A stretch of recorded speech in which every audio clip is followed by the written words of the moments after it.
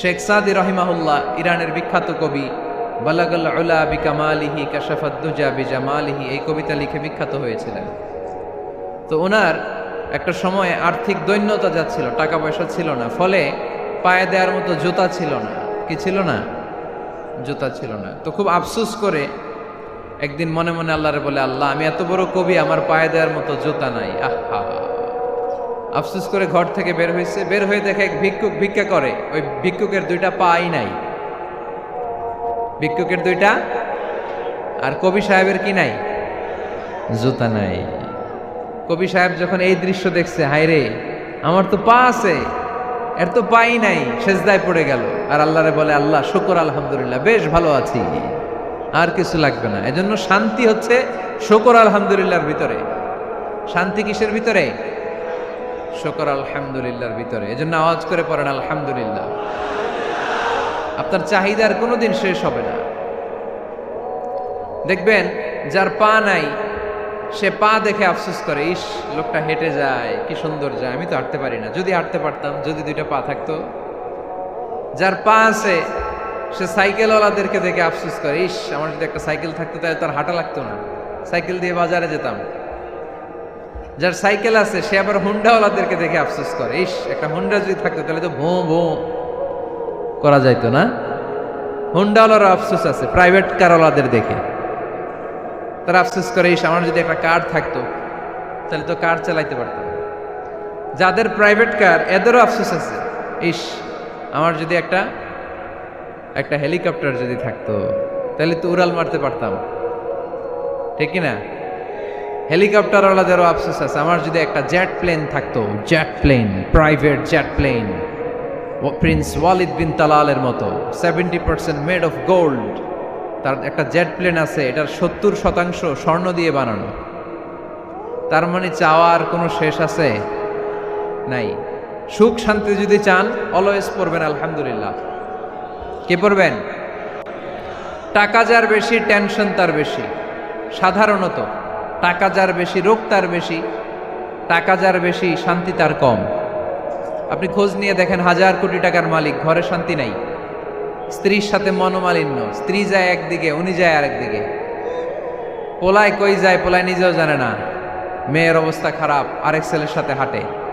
তো এই হচ্ছে এদের লাইফস্টাইল। সবাই না, আল্লাহওয়ালা যারা, তারা ভিন্ন। রাতে এদের ঘুম হয় না, অনেকগুলো ঘুমের ট্যাবলেট খেয়ে ঘুমাতে হয়, ঘুম আসে না, ঘুম আসে না। কিন্তু রিক্সাওয়ালা, কুলিওয়ালা, দিনমজুর, এদের রোগ বালাই আছে? কথা বলেন। খাওয়ার সমস্যা আছে, ঘুমের সমস্যা আছে, শুইলেই ঘুম আসে, যেখানে রাইত ওইখানেই কাই। ঘুমাইতে দেরি, নাক ডাকতে দেরি হয় না, ওর নাকের ডাকের আওয়াজে ট্রাকের ইঞ্জিনও ফেল। শান্তির ঘুম। এই জন্য সবসময় শান্তি খুঁজতে হবে। কি খুঁজবো? শান্তি দেওয়ার মালিককে। আল্লাহ, তুমি এই দেশটাকে শান্তিময় করো। আসুন আমরা সরাসরি কোরআন থেকে শুনি, কারণ কোরআন থেকে শুনলে বরকত বেশি না কম? আরো জোরে বলেন, বেশি না কম? এটা এমন একটা কিতাব, যে কিতাবে কোনো ভুল নাই। আছে? সন্দেহ আছে? সংশয় আছে? মুত্তাকিনদের জন্য এই বইটারে হেদায়েতের কিতাব করে নাজিল করলো কে? যালিকাল কিতাবু লা রাইবা ফি হুদাল লিল মুত্তাকিন। This is the book, the most authentic and original book in the world, whereof there is no doubt in it, and a guidance to those who are muttaqin. এটা এমন বই, যে বইয়ে কোনো ভুল নাই, কোনো সন্দেহ নাই, কোনো সংশয় নাই। মুত্তাকিনদের জন্য এই বইটারে হেদায়েতের কিতাব করে পাঠালো কে? আবার আল্লাহ বলেন, কিতাবুন আনজালনাহু ইলাইকা লিতুখরিজান নাসা মিনাজ-যুলুমাতি ইলান নূর।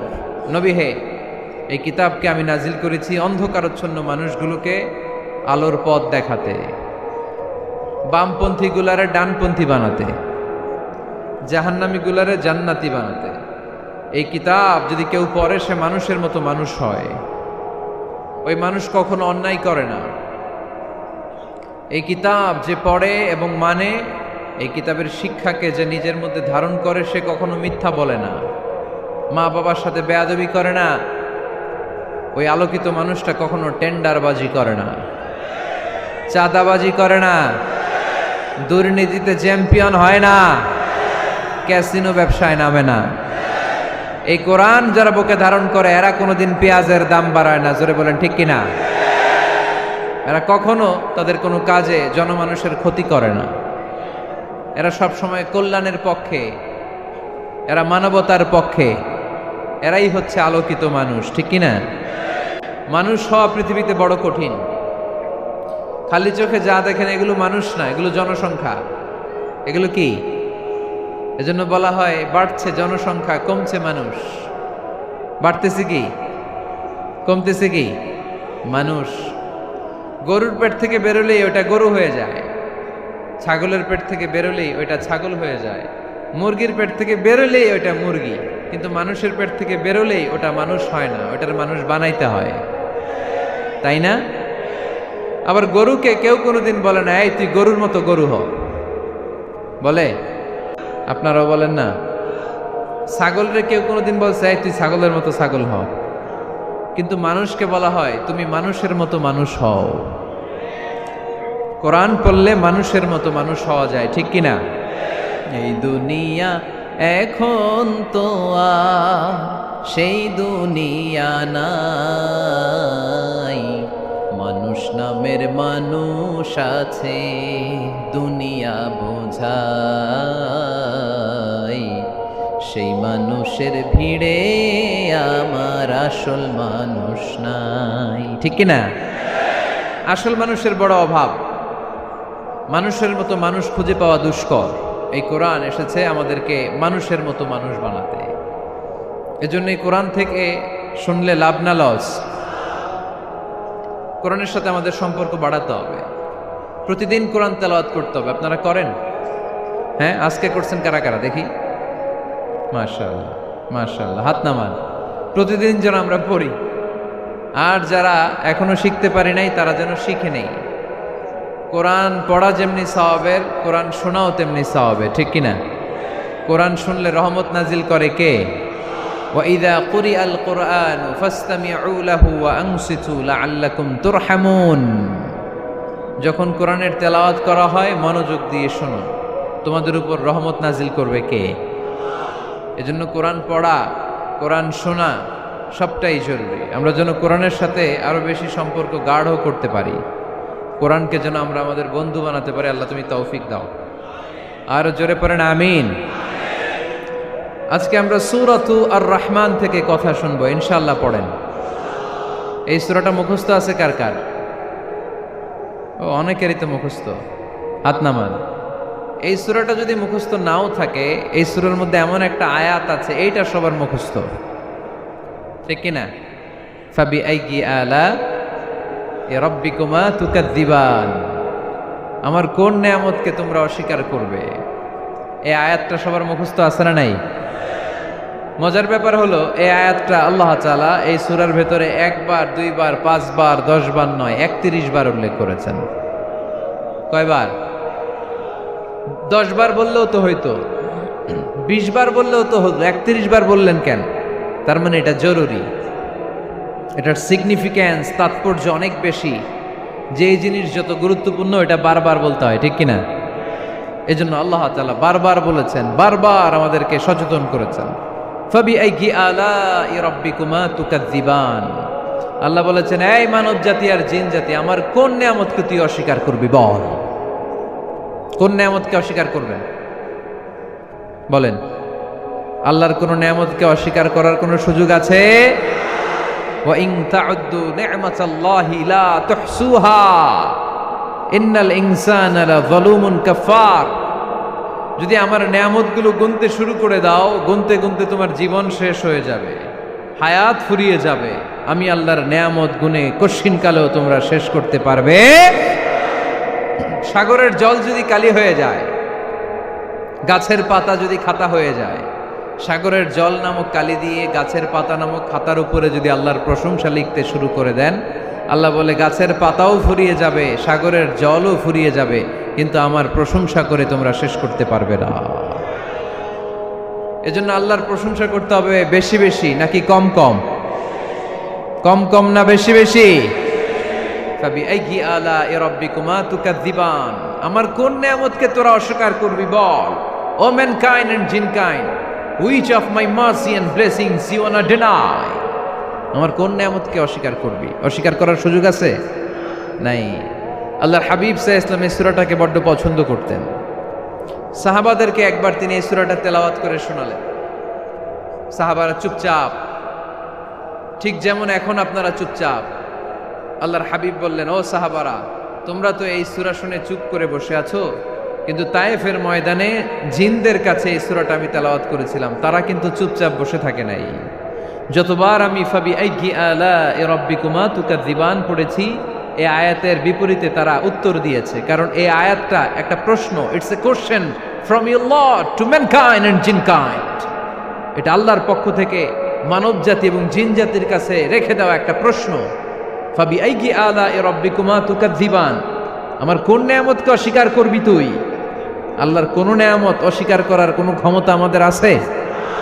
নাই, অসম্ভব। এজন্য এটা একটা প্রশ্ন। আল্লাহর হাবিব বললেন, ও আমার প্রাণের সাহাবারা, তোমাদের সামনে যখন সূরা রহমান তেলাওয়াত করলাম তোমরা চুপচাপ, কিন্তু তায়েফের ময়দানে যখন জিনদের কাছে তেলাওয়াত করেছি তখন তারা চুপচাপ থাকে নাই। যতবার আমি ফাবিআইয়ি আলাই রাব্বিকুমা তুকাযযিবান তেলাওয়াত করেছি, প্রত্যেকটা আয়াত শেষে এই প্রশ্নের উত্তর তারা দিয়েছে। সুবহানাল্লাহ পড়েন। যতবার এই আয়াতটা পড়েছি প্রত্যেকবার এই আয়াত শেষে তারা প্রশ্নের উত্তর দিয়েছে। তারা প্রত্যেকবার বলেছে, লা বিশাইইম মিন নিআমিকা রাব্বানা নুকাযযিবু ফালাকাল হামদু। আল্লাহ, তোমার কোনো নেয়ামত অস্বীকার করার কোনো সুযোগ নাই, সব প্রশংসার মালিক তুমি। আবার যখন এই আয়াতটা আমি পড়েছি আবার উত্তর দিয়েছে, আবার আমি পড়েছি আবার উত্তর দিয়েছে। এরকম একবার নয়, দুইবার নয়, পাঁচবার নয়, 10 বার নয়, 31 বার এই আয়াতটা তেলাওয়াতের পর পর জিনেরা এই আয়াতের উত্তর আমার সামনে দিয়েছে। সুবহানাল্লাহ পড়ুন। লা বিশাইইম মিন নিআমিকা রাব্বানা নুকাযযিবু ফালাকাল হামদু। We cannot deny any of your mercy and blessings. All praises to you. All praises to you. সব ক্ষমতার মালিক একজন, চিল্লায় বলতে হবে, তিনি কে? তিনি হচ্ছেন আল্লাহ। সূরাতু আর রহমান, সূরার নাম কি? আরো জোরে বলেন। কোরআনের 55 নম্বর সূরা এটা। কত নাম্বার? আয়াত আছে 78টা। কয়টা? সূরাটা মাক্কি সূরা। কি সূরা? এবার প্রশ্ন করে উত্তর দেন। এই সূরাটা কোরআনের কততম সূরা? 55। আয়াত কয়টা? 78টা। মাক্কি না মাদানী? মাশাআল্লাহ, এই তো আপনারা উত্তর করতে পেরেছেন। এই সূরাটার একটা চমৎকার নাম আছে। বাইহাকী শরীফে আল্লাহর হাবিব সাল্লাল্লাহু আলাইহি ওয়াসাল্লাম ইরশাদ করেন, ইন্না লিকুল্লি শাইইন আরুস ওয়া আরুসুল কুরআনি সূরাতু আর রহমান। আল্লাহর হাবিব বললেন, সবার জন্য একজন নববধূ আছে, কোরআনেরও একটা নববধূ আছে। কোরআনের নববধূর নাম হচ্ছে সূরা আর রহমান। আওয়াজ করে সুবহানাল্লাহ বলতে পারলেন না? নববধূ বুঝেন তো? হ্যাঁ, নতুন বউ। নববধূ মানে কি? আল্লাহর হাবিব বললেন, ইন্না লিকুল্লি শাইইন আরুস ওয়া আরুসুল কুরআনি সূরাতু আর রহমান। সবার জন্য একটা নববধূ আছে, কোরআনেরও একটা নববধূ আছে। কোরআনের নববধূর নাম সূরা আর রহমান। নববধূ যেমনি বাসর রাতে হাতে পায়ে আলতা মেখে, বেনারসি শাড়ি পরে, লিপস্টিক দিয়ে, খোপায় ফুল দিয়ে, জুয়েলারি পরে, অর্নামেন্টস পরে, মেকআপ করে, পার্লারিং করে তার স্বামীর জন্য ওই রাতে সে নিজেকে উজাড় করে সাজায়, ঠিক কিনা? ঠিক তেমনি আল্লাহ তাআলা এই দুনিয়াতে আমাদেরকে কি কি নিয়ামত দিয়েছেন, আবার কি কি নিয়ামত জান্নাতে গেলে দিবেন, তার সব কিছু বর্ণনা করে এই সূরাটাকে তিনি উজাড় করে সাজিয়েছেন। সূরাটার নাম কি? আরো জোরে বলেন, কি নাম? আর রহমান। একটা দুর্বল বর্ণনায় এসেছে, দুর্বল বর্ণনায়, যে আল্লাহ তাআলা, স্বয়ং আল্লাহ তাআলা জান্নাতে জান্নাতীদেরকে এই সূরা আর রহমানটা নিজ কণ্ঠে তেলাওয়াত করে শোনাবেন। আমরা আল্লাহর কণ্ঠের তেলাওয়াত শুনতে চাই কি চাই না? আল্লাহর তেলাওয়াত কি আমাদের মতো তেলাওয়াত? আল্লাহ দেখতে কি আমাদের মতো? লাইসা কামিসলিহি শাই, তার মতো কেউ নাই। তার মতো কেউ আছে? তার মতো কেউ নাই। তিনি তার মতো। তিনি কার মতো? তিনি তার মতো। লাইসা কামিসলিহি শাই। জান্নাতীরা যখন জান্নাতে ঢুকবে, আল্লাহ তাআলা প্রশ্ন করবেন, ও জান্নাতীরা, এই কোরআনে যত নাজ নেয়ামতের বর্ণনা দিয়েছিলাম তার সবগুলো কি তোমরা পাই টু পাই বুঝে পেয়েছো? জান্নাতীরা বলবে পেয়েছি। হঠাৎ এক জান্নাতি হাত তুলে বলবে, আল্লাহ একটা জিনিস তো পাই নাই। সবাই বলে পাইছি, তুমি পাও নাই। কি পাও নাই? কয় আমনেরই তো পাই নাই। সুবহানাল্লাহ পড়বেন না? আপনাকেই তো পাই নাই। সব দেখলাম, সব খাইলাম, সব দেখলাম, কিন্তু আপনারে তো দেখলাম না। আল্লাহ তাআলা তখন বিশাল জান্নাতের এক কনফারেন্স রুমে সবাইকে বসিয়ে আল্লাহর দিদার মানুষকে দেখাবেন। আল্লাহ তাআলা তার গোপন সৌন্দর্যকে সেদিন জান্নাতীদের সামনে প্রকাশ করে দিবেন। আল্লাহর হাবিব বসবেন ওই কনফারেন্স রুমে সবার সামনে। আল্লাহর হাবিবের পেছনে বসবে অন্যান্য নবীরা, তারপরে সোহাদা, সালেহীন, আউলিয়া সবাই বসবে। ওই জান্নাতের কনফারেন্স রুমে আমরাও যেন বসার জায়গায় পাই, আল্লাহ তুমি তৌফিক দিয়ে দিও। আল্লাহ তাআলা অনেকগুলো নূরের পর্দার পেছন থেকে নূরের ঝলকানি মারবেন। ওই ঝলকানি এক মুহূর্তের জন্য দিবেন। এক মুহূর্ত। কয় মুহূর্ত? 70,000 নূরের পর্দার কথা বলা হয়, এই বর্ণনাটাও দুর্বল। পর্দা আছে কিন্তু কয় হাজার জানে কে? আল্লাহ। ওই পর্দা সরিয়ে আল্লাহ তাআলা সৌন্দর্যের বা নূরের ঝলকানির এক আলোকচ্ছটা জান্নাতীদের সামনে তুলে ধরবেন এক মুহূর্তের জন্য। কয় মুহূর্ত? আলোকচ্ছটা দিয়েই আবার নাই, আবার সরায় ফেলবেন। ওই এক মুহূর্ত দেখে জান্নাতীরা পাগল হয়ে যাবে, অপলক নেত্রে তাকিয়ে থাকবে। এইভাবে চোখের পলক ফেলবে না, চোখ মেলে তাকিয়ে আছে। কিন্তু সামনে কিন্তু আল্লাহর নূর আর নাই, কারণ ওইটা আসছিল কয় মুহূর্তের জন্য? এক মুহূর্ত পরে নাই। কিন্তু কি যে দেখলাম, কত সুন্দর! কোটি কোটি বছর এরকম অপলক নেত্রে জান্নাতীরা তাকিয়ে থাকবে। ইন্নাল্লাহা জামিলুন ইউহিব্বুল জামাল। আল্লাহ নিজে সুন্দর, সৌন্দর্যকে পছন্দ করেন। আল্লাহর চাইতে সুন্দর কিছু হতে পারে? চিল্লায় বলেন পারে? পৃথিবী সুন্দর, মানুষ সুন্দর, আসমান সুন্দর, জমিন সুন্দর, সুন্দরে সুন্দরে পাল্লা। জানি না কত সুন্দর তুমি আল্লাহ, জানি না কত সুন্দর তুমি আল্লাহ। সুবহানাল্লাহ পড়েন। আল্লাহ তাআলা তার সৌন্দর্যকে সেদিন জান্নাতীদের সামনে তুলে ধরবে। এই সূরাটা নাজিলের একটা ব্যাকগ্রাউন্ড আছে। আল্লাহর হাবিব সাল্লাল্লাহু আলাইহি সাল্লাম মক্কার জমিনে কাফিরদেরকে দাওয়াত দিতে লাগলেন, আল্লাহর ইবাদত করো, আল্লাহর জিকির করো, আল্লাহর প্রশংসা করো। এরকম দাওয়াত দিতে দিতে কিছুদিন পরে বিষ্ণু ইসা ইসলাম বলতে শুরু করলেন, রহমানের ইবাদত করো, রহমানের জিকির করো, রহমানের পায়ে সেজদায় লুটিয়ে পড়ো। তখন কাফেররা প্রশ্ন শুরু করে দিল, মুহাম্মদ এতদিন বলতা আল্লাহ, এখন কইতেছো রহমানের কথা, আসলে কোনটা? আল্লাহরে তো আমরা চিনি, রহমানরে তো আমরা চিনি না। আল্লাহর দাওয়াত দিচ্ছ, আল্লাহর গুণগান গাইছো, আল্লাহকে আমরা চিনি জানি, কিন্তু রহমানটা আবার কে? সে আবার কবে আসলো, কোত্থেকে আসলো, কবে থেকে আছে, কতদিন থাকবে? রহমানরে তো আমরা চিনি না। ওরা রহমান চিনে না। এজন্য আল্লাহ তাআলা রহমানকে চিনায় দেওয়ার জন্য আর রহমান নামে একটা সূরা নাজিল করে দিলেন। وَإِذَا قِيلَ لَهُمُ اسْجُدُوا لِلرَّحْمَنِ قَالُوا وَمَا الرَّحْمَنُ। যখন তাদেরকে বিশ্বনবী বললেন রহমানের পায়ে সেজদা দাও, রহমানের জন্য সেজদায় লুটিয়ে পড়ো, ক্বালু ওয়ামার রহমান, তারা বলল রহমানটা আবার কে? রহমান কে? আল্লাহ চিনি, রহমানরে তো চিনি না। এখন রহমানকে এটা চিনানোর দরকার আছে না নাই? রহমানকে এটা চিনানোর জন্য আল্লাহ তাআলা আর রহমান নামে কোরআনে একটা সূরা নাজিল করলেন। চিল্লায় পড়েন আল্লাহু আকবার।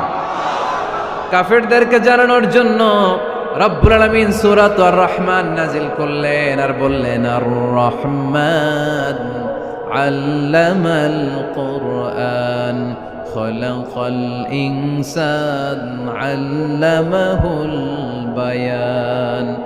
দয়াময় রহমান শেখালেন কোরআন, বানালেন ইনসান শেখালেন বয়ান, দয়াময় রহমান শেখালেন কোরআন। বানালেন ইনসান শেখালেন বয়ান, দয়াময় রহমান শেখালেন কোরআন। বানালেন ইনসান শেখালেন বয়ান, দয়াময় রহমান শেখালেন কোরআন। বানালেন ইনসান শেখালেন বয়ান। আল্লাহু আকবার। আল্লাহ বলেন রহমান রে চিনো না? আর রহমান আল্লামাল কোরআন, খলাকাল ইনসান আল্লামাহুল বয়ান। আমি হলাম রহমান, আমি দয়াময়, আমি মেহেরবান। আমার দয়ার কোনো শেষ নাই, আমার মায়ার কোনো শেষ নাই। আমার দয়া ভালোবাসা ছাড়া এই পৃথিবীতে কোনো কিছু হওয়া সম্ভব। ওয়াসিআত রাহমাতি কুল্লা শাই, সব জায়গায় আমার আল্লাহর রহমত আছে না নাই? আল্লাহর রহমত ছাড়া এক ফোঁটা বৃষ্টি আকাশ থেকে জমিনে ঝরে? আল্লাহর রহমত ছাড়া একটা গাছের পাতা মাটিতে পড়ে? আল্লাহর রহমত ছাড়া একটা শ্বাস আমরা ভেতরে ঢুকাতে পারি? আল্লাহর রহমত ছাড়া পৃথিবীতে কিচ্ছু সম্ভব না। চিল্লায় বলেন ঠিক কিনা? আমার আল্লাহর দয়া ভালোবাসা যে কত বেশি আমরা জানি না, আমরা জানি না।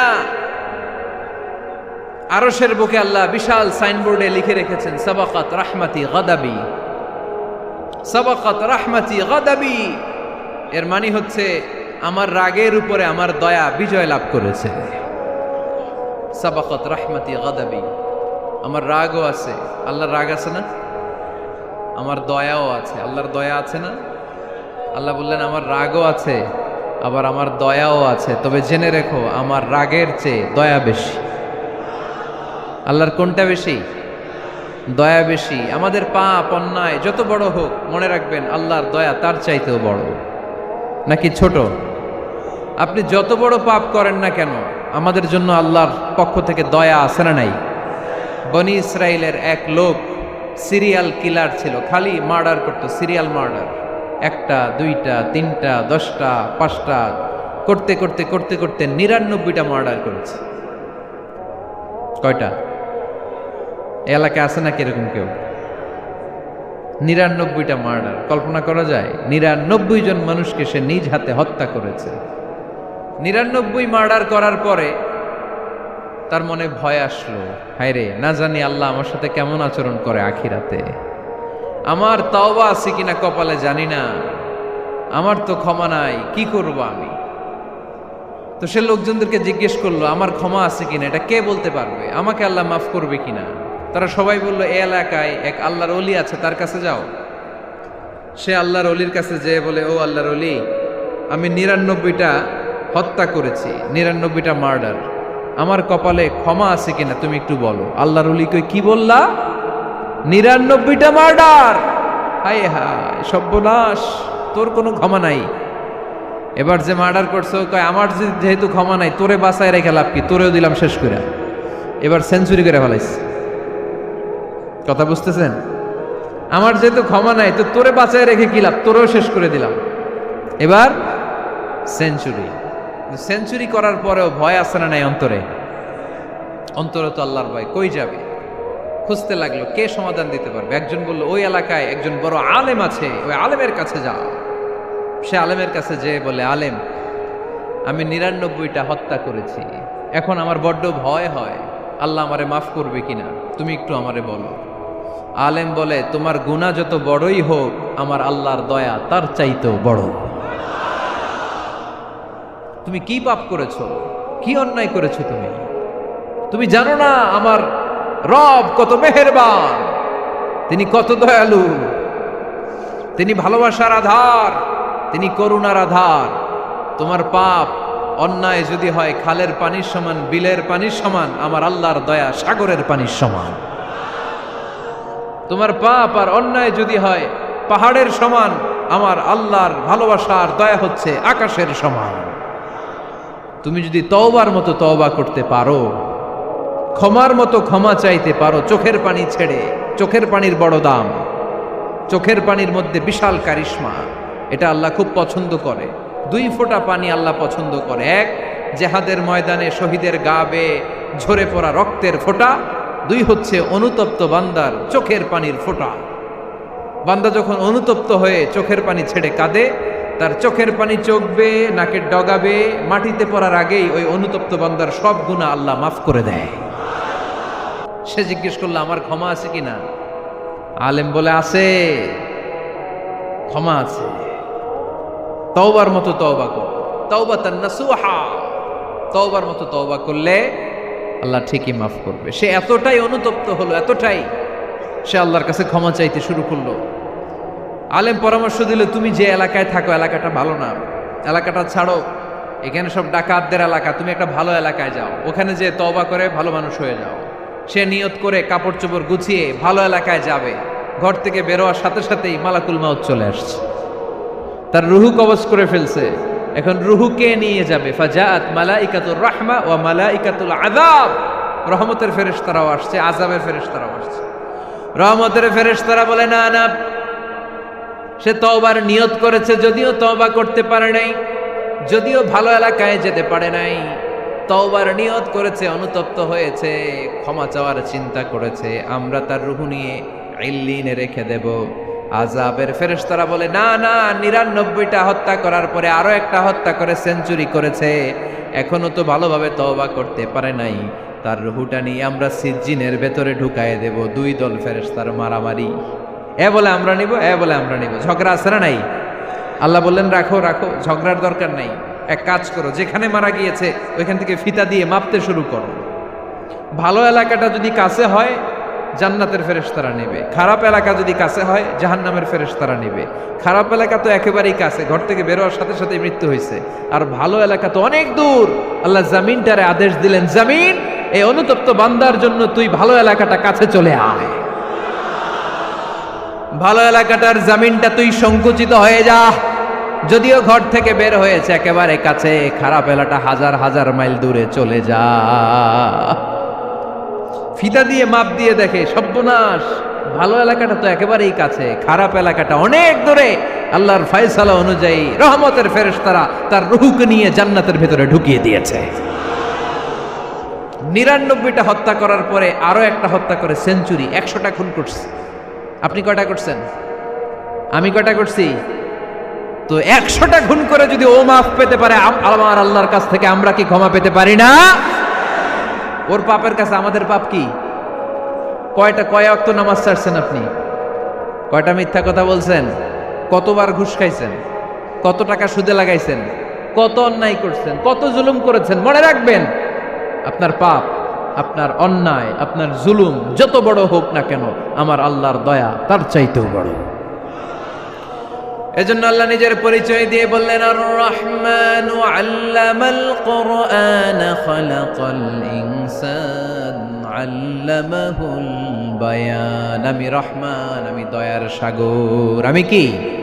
আল্লাহ তুমি দয়ার সাগর, রহমানুর রহিম, তোমার দয়ায় পূর্ণ আমার সারানিশিদিন, তোমার দয়ায় পূর্ণ আমার সারানিশিদিন। আলহামদুলিল্লাহ পড়েন। তাহলে বুঝতে পারলাম আমার আল্লাহর দয়ার কোনো শেষ আছে?